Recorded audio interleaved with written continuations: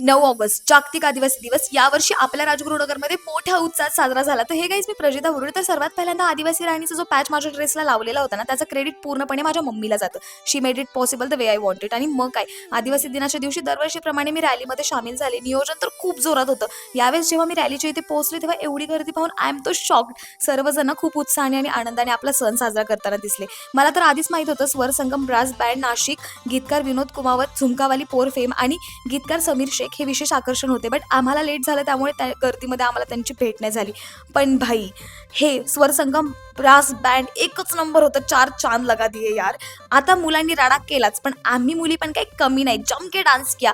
जागतिक आदिवासी दिवस हा फक्त एक दिवस नसून सण आहे आमच्यासाठी. तर आदिवासी दिवस का साजरा केला जातो, तर केवळ भारतातच नाही तर जगाच्या सर्व भागात आदिवासी समाजाचे लोक राहतात. त्यांची जीवनशैली, खाण्यापिण्याच्या सवयी, चालीरीती इत्यादी सामान्य लोकांपेक्षा भिन्न असतात. या कारणास्तव भारतासह अनेक देशांमध्ये त्यांच्या उन्नतीसाठी, त्यांचा प्रचार करण्यासाठी, त्यांच्या हक्कांकडे लक्ष वेधण्यासाठी अनेक प्रकारचे कार्यक्रम राबवले जातात. बरं, आदिवासी दिनाच्या दिवशी इकडे रौद्रशंभू हा डीजे पण होता. मग काय, खूपच राडा केला.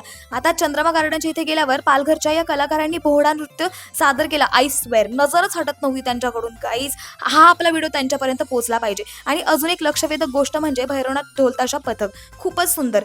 चंद्रमा गार्डनमध्ये प्रमुख वक्ते डॉक्टर संजय दाभाडे यांनी खूप सुंदर माहिती दिली. अशा प्रकारे खूप सुंदररित्या आदिवासी दिन साजरा केला. आदिवासी दिनाच्या दिवशी राजगुरुनगरमध्ये कोण कोण सहभागी झालं होतं त्यांनी कॉमेंट करा.